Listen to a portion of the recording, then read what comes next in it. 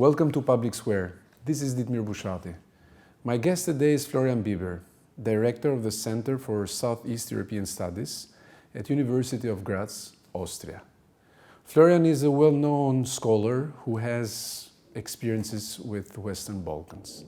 Welcome to Public Square, Florian. It's a pleasure to have you on.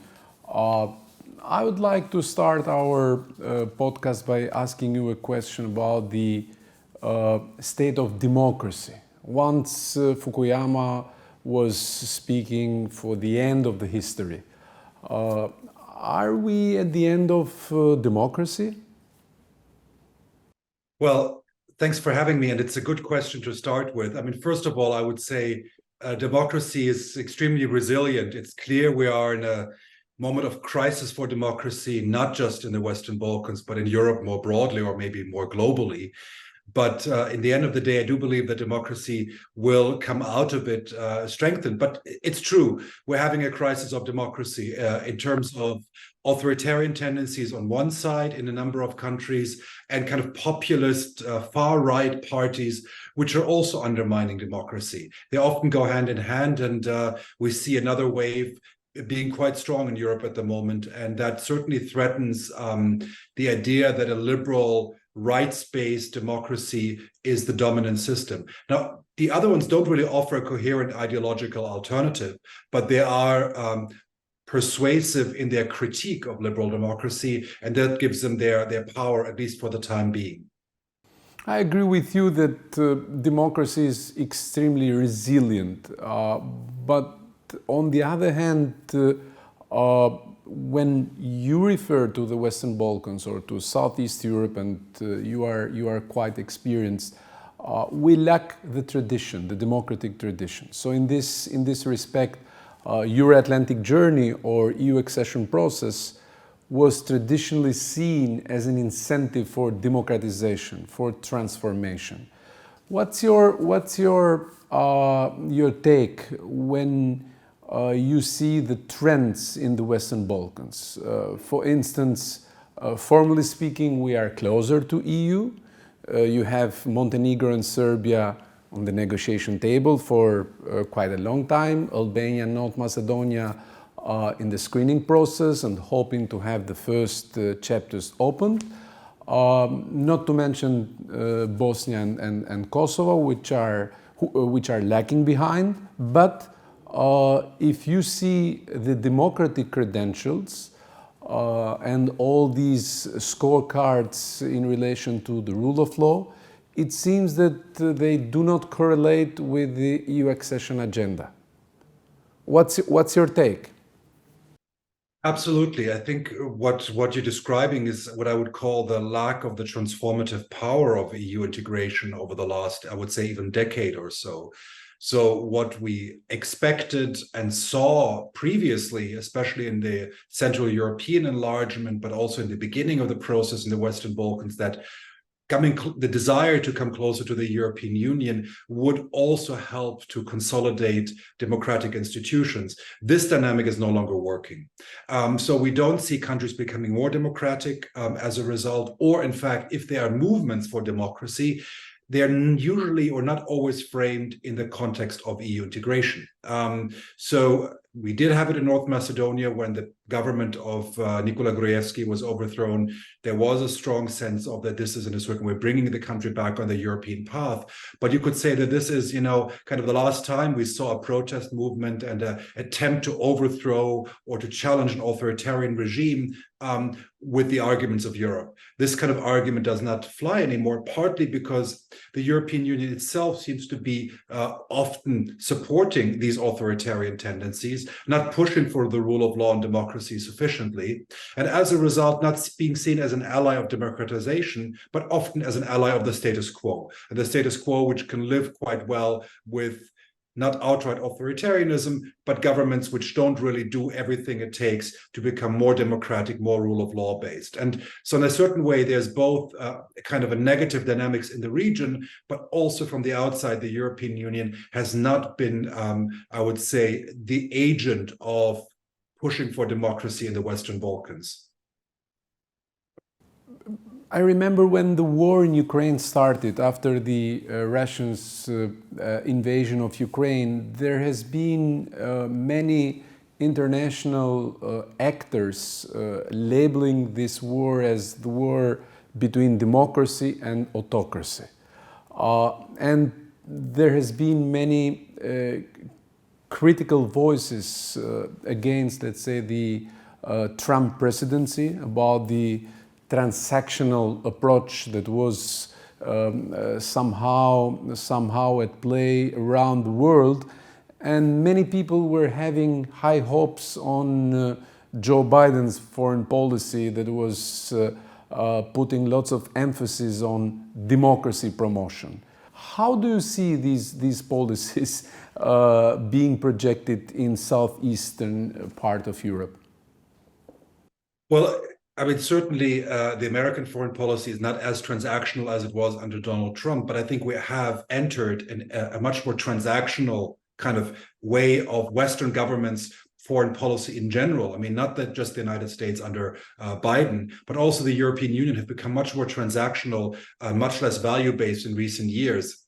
So we're seeing this in particular in Southeastern Europe, I would say in the Western Balkans, where we find that the value-based approach seems to be much weaker than it used to be. So, and ironically, while the war in Ukraine and the Russian aggression against Ukraine was framed as this moment of, the Zeitenwende, to use the term used by German Chancellor Olaf Scholz, the idea of a transformative moment where democracies in a certain way rally behind Ukraine, but still, this war, which is very much seen as a geopolitical conflict, has, I would say, in the Western Balkans, in fact, reinforced a more transactional policy of the West. In particular, if we're looking at, for example, the relations between Serbia and Kosovo, where I understand US, but also EU policy, focusing on trying to pull Serbia away from Russia, and by doing so, being quite willing to ignore questions of democracy and rule of law within Serbia, but also being more eager to, in a certain way, penalize Kosovo rather than Serbia, because Kosovo is assumed to be anyhow, quote unquote, Western-oriented. And as a result, there's no need to, in a certain way, be particularly generous. So we are in a situation where sometimes the quote unquote bad boys get more rewards because they need to be persuaded to join quote unquote our side, and this in a certain way is exactly this transactional type of foreign policy, which ironically seems to have gotten another lease of life through the war in Ukraine and the Russian aggression, rather than that it became a moment where foreign policy turned again to being more value-based. But almost 2 years after the war started in Ukraine, when we analyze Western Balkan 6 in terms of alignment of their foreign and security policy with that of EU, we don't see bold moves in this respect, either by Serbia or Bosnia-Herzegovina. So even if we see through transactional lens, it seems to me that the results are not there. So what are your thoughts? Why US and EU is sticking to this position?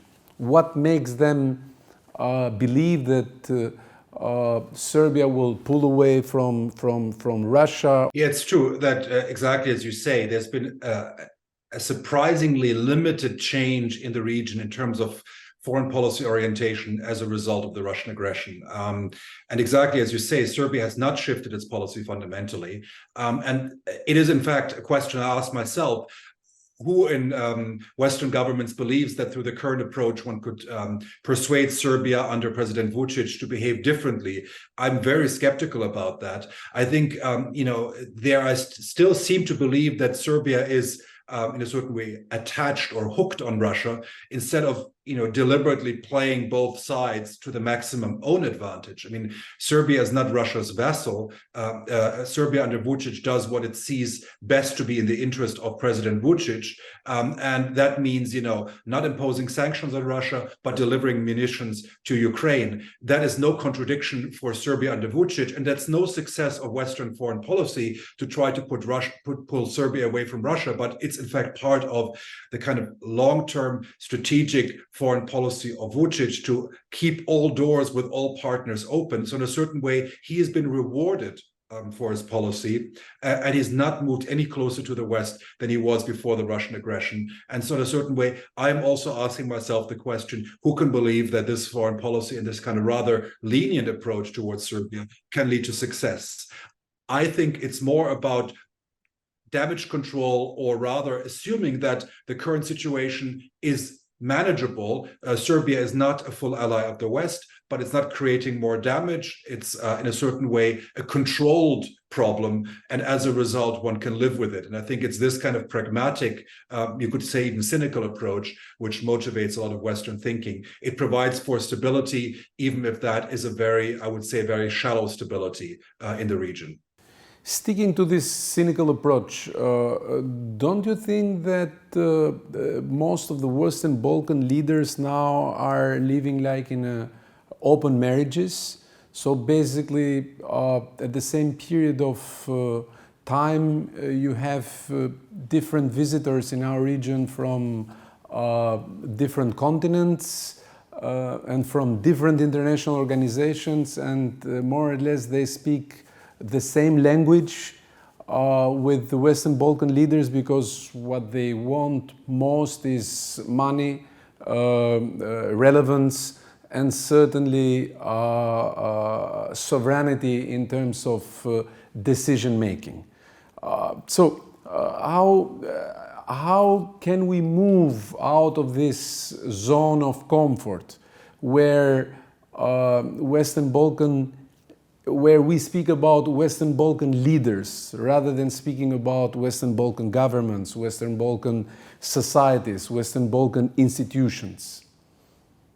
Well, I think exactly. The problem is that the transactional model, where you are keeping, as you call, open marriage relations open with everybody who offers the best deal, is a good partner, whether it's China, Turkey, the United Arab Emirates, or Russia for that matter, or the EU or the United States. That is, of course, based, this is based on the assumption that these leaders seek to maximize their own benefits, which are often not identical to the benefits of society at large. It's about personal power, prestige projects, winning the next elections, and so on. And, this is a pragmatic response to the inability of the European Union to credibly offer a realistic path to membership. I mean, if you are the government of North Macedonia, which has changed its name a few years ago to make a compromise with Greece in the Prespa agreement, and is subsequently first blocked by France together with Albania, and then blocked by Bulgaria, the message is basically, you can make all these efforts and still the European Union does not guarantee you progress. In fact, you're stuck and you are questioned in your very identity. So, in a certain way, it looks like you're a fool to put all your eggs in the EU or Western basket, so to speak. So the EU itself is really pushing governments and leaders to look for other partners which are less concerned about rule of law and democracy. And of course, this only works because citizens themselves don't really believe that this is a likely process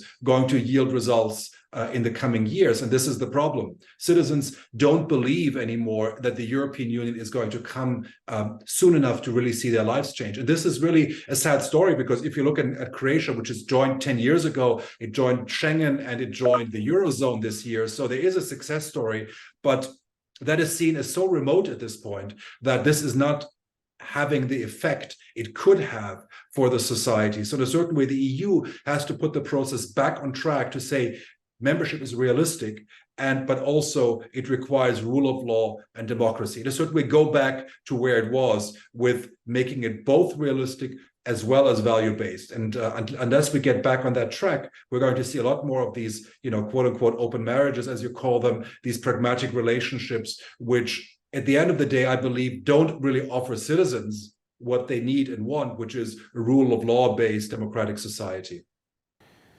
Florian, it struck me a lot the fact that in our region, when people go and protest into the streets, they barely wave the EU flag. I remember, for instance, the protests of the revolutions of 90s, where Europe, especially for Albania, was that distant. People were waving EU flags, and the main slogan of those protests were, "We want to be our country part of European Union." And very few people knew about European Union. Nowadays, we see these kinds of protests either in the streets of Tbilisi or Chisinau until a few years ago, or in Kiev. So how to revive the hope in the Western Balkans? This is my key question, because it seems to me that the brightest in our societies are gone, and they have already found their avenue either in the EU or in the North America. But the key question remains how to revive the hope in the society. Yeah, this is, of course, the really difficult question. I mean, I think if you look at it cynically, you can say, well, Georgia, Ukraine, Moldova will become as disillusioned as the Western Balkans will be soon enough. And now they're still waving the European flags, but will they down the road? But I don't think that's really true. I mean, if you look at the Maidan protests in Ukraine, where people really died on the streets fighting for Europe. I mean, this was a protest which was about the association agreement with the European Union, which, of course, was about a lot more. But this was the trigger. Also in Tbilisi, very recently, we've seen people carrying EU flags to protest against the undemocratic government. Well, but why is this? Because authoritarianism is linked with forces against the European Union. In Ukraine, it was the government of Yanukovych, which was seen as being pro-Russian. It is the government in Georgia right now, which is seen as being pro-Russian. So being pro-democratic, being in favor of protecting your national identity, and being European are the same, in a certain way, manifestations of the same phenomena. And this is no longer what we're seeing in the Western Balkans, because we see governments, when we said, for example, protests in Serbia against the lithium mine project in Western Serbia, mass protests for democracy and rule of law, but who supported the project? Germany did, and the European Union did as well. So you couldn't wave EU flags protesting against a government which intransparently promoted mining operations. And so in a certain way, the EU is no longer seen as an ally for some of these protests. This is the first question. And the other question is, do democracy, national identity, and EU align? And they can align, but it requires a certain set of circumstances, which unfortunately we don't have at the moment. And this makes it much more difficult for people to see Europe as the embodiment of their larger goals. Of course, the other point which you've alluded to is that many individuals have made their personal choice to go to Europe, whether it's in Albania or whether it's in Serbia or in Bosnia-Herzegovina. You know, tens of thousands, if not hundreds of thousands of citizens of the Western Balkans have made their personal choice. They've joined the European Union, but not as countries, but as individuals. And of course, those people are often no longer there in their countries to protest, to go to the streets. In a certain way, they've made their personal decision, their personal choice, which they are able to do so these days. But of course, this makes it more difficult to find the kind of level of social support maybe needed to really push governments in the right direction. You have written a lot about our region, but also about Eastern Partnership countries, and more specifically Ukraine. Do you think that the European Union will be able to resist Russia's aggressions on the east of the continent without addressing the consequences of the war in former Yugoslavia? Well, I would say, the European response to the Russian aggression has been, very much, I see it very positively in terms of the financial and military support given to Ukraine. But of course, it's not reflecting more deeply on some of the underlying issues at stake. So, when we look at the rhetoric of Russia and of President Putin undermining statehood and identity and the Ukrainian nation, this is not that different if we're looking at the rhetoric of Bulgaria towards North Macedonia, right? The rhetoric which says there is no North Macedonian, there's no distinct Macedonian language, there's no distinct history. all of that is not that different, just that, of course, Bulgaria is not threatening war or aggression, but the underlying ideology is similar, but nobody is kind of openly saying that this is the kind of nationalism which is unacceptable. So there is much more, and not to mention ideas of the Serbian world, which emulate the Russian world idea, and other attempts to undermine borders and the peace structure of the Western Balkans at the end of the Yugoslav wars. So in a certain way, one has to see that it's not just Russian aggression against Ukraine, but we're talking about other actors who are threatening, the peace order of Europe today, not in the same way, not with weapons, but certainly the rhetorical, ideological undermining of these ideas is a very poisonous. And this is something which Europe does not do very well. I think the EU is very good at responding to crisis. It's become a very effective crisis respondent over the last 15 years, but very unable to deal with the structural causes and the structural problems, including the ones in the Western Balkans. Exactly, of course, also because some EU member states are involved. I mean, I've mentioned Bulgaria, but let's not forget that Hungary has become a very disruptive actor in the Western Balkans, not just supporting autocrats from Vučić to giving political asylum to Gruevski, but also in promoting illiberal democracy and historical revisionism across Central Europe and Southeastern Europe. So in that sense, Hungary, also with its pro-Russian policies under Viktor Orban, is a disruptive agent, and it's an EU member state. And of course, many EU member countries are aware of this, but they haven't found a tool to confront the authoritarianism of its own members, among its own member states. Once Jean-Claude Juncker was speaking about a political commission, and Ursula von der Leyen is speaking about a geopolitical commission, and we are certainly living under a very unique geopolitical reality. How realistic is 2030 as a target date for Western Balkan countries plus Ukraine and Moldova? Well, one has to be very careful with dates. I'm myself quite in favor of giving a date, but only a date if it's built on a schedule and a clear commitment by the European Union. We had a negative experience by Jean-Claude Juncker, mentioned once 2025 for Serbia and Montenegro as potential dates of membership, and nobody took the date seriously. And it creates one negative effect among the skeptics of enlargement in the European Union, that they worry that it will deliver some kind of automatism towards membership. And if it's not fulfilled, it creates cynicism and disappointment among the countries who are seeking to join. So 2030 could be realistic, but it requires, first of all, a very clear timeline, a schedule, a mutually agreed schedule, which is communicated at least to the countries which seem to be likely to fulfill that. And I would include maybe not all of the Western Balkans, but certainly Serbia, Montenegro, Albania, and North Macedonia being the countries which have at least are in the process. I mean, I would loathe to see Kosovo and Bosnia and Herzegovina excluded if the other four are included. So ideally, it would be a package, maybe a big bang like we had in 2004. But for that, one has to identify very clear schedules and say, what do the governments and the countries have to deliver by which date so that they can actually stick to this schedule. What has to be clear is that there's a timeline, and if it's not matched, if it's not fulfilled, that then one can see why it isn't and who's responsible. So this is very important. So publicly communicated, saying you have to, start negotiating on these clusters, and they have to be concluded by then to fulfill it.